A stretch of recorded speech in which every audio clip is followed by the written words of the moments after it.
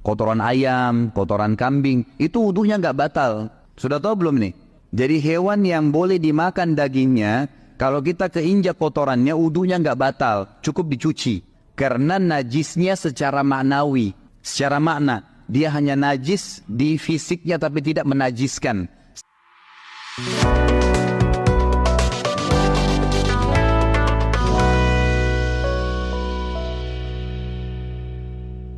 Assalamualaikum warahmatullahi wabarakatuh.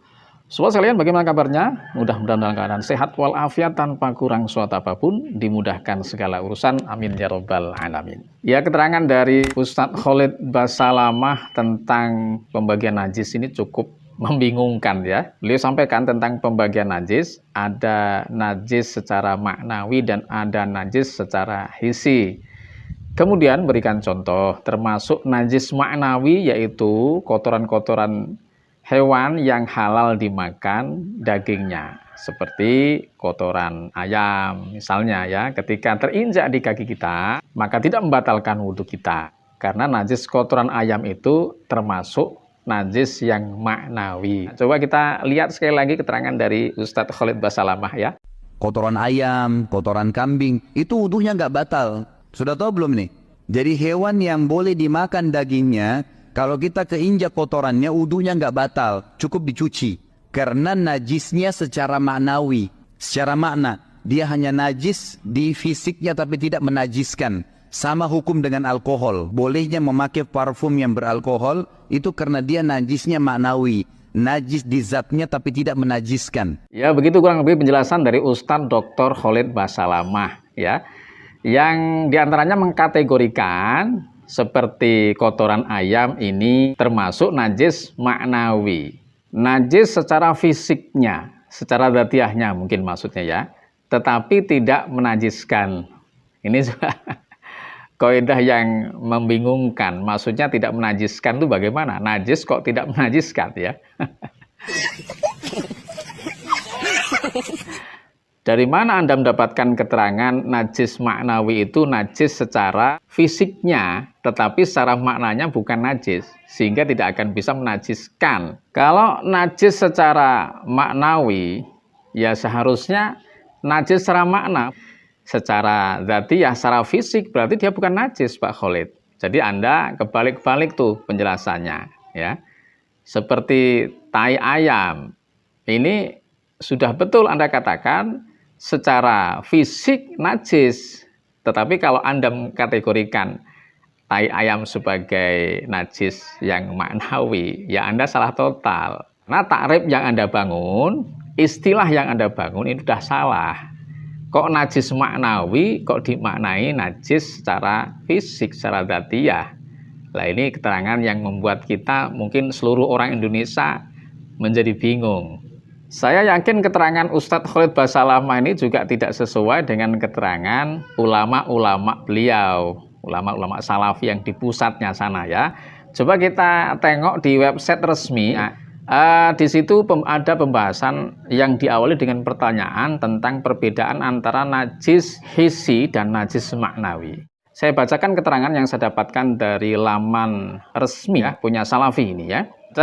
Keterangan wa maksudul ulama biqaulihim najasatun hisyatun wa najasatun ma'nawiyatun anna najasat al hisyah ma'naha anna aina syai'i najsud fa idza lamasat hubiyadika masalan wajaba alaika ghusluha wala yajuzu laka hamluhu wa lamsuhu fis shalat fal baul najsun hissan idza asaba yadaka ausiyabaka wajaba ghuslu ma'asobahu.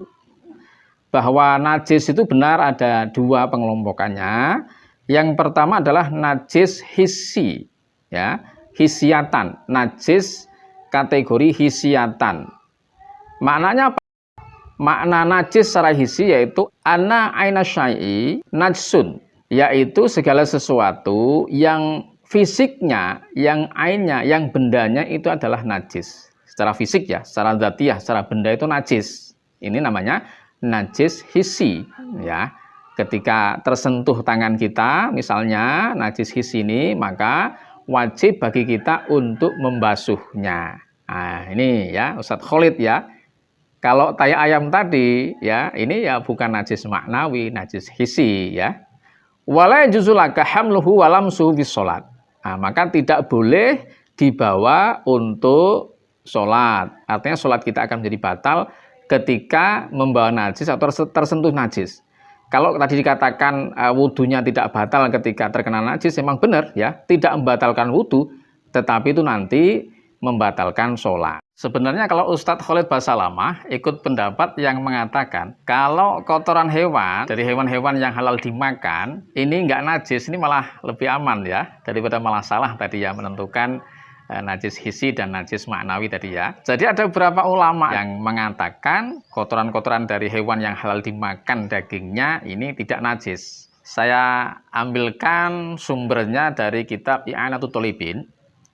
Di situ ada keterangan au mimma kulil lahmihi alal asoh qala al ustukhriyu waruyani min a'immatina kamalikin wa ahmad annahuma tahironi minal ma'kul.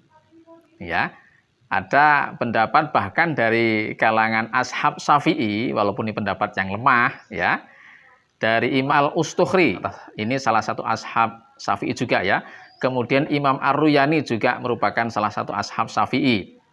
Kemudian pendapat resmi dari madhab Maliki, madhab Imam Ahmad bin Hambal, mereka berpendapat annahuma kembali kepada baul dan raus, kotoran ataupun kencing hewan yang halal dimakan dagingnya itu adalah tohironi, suci. Ya, ini pendapat mereka. Jadi Ustadz Khalid kalau ikut pendapat mereka malah aman, ya. Nggak perlu dicuci itu tangan kita, kaki kita setelah wudhu terkena kotoran, nggak perlu dicuci karena itu suci. Kalau ikut pendapat mereka yang mengatakan itu nggak najis ya. Tapi kalau Ustadz Khalid awalnya mengatakan najis, kemudian itu mengkategorikan najis maknawi, ya ini salah total ya, pemahaman yang salah total. Saya juga penasaran referensinya dari mana Ustadz Khalid sehingga bisa mengatakan di depan jamaahnya yang banyak ya, kalau tai ayam, kotoran ayam ini adalah najis maknawi.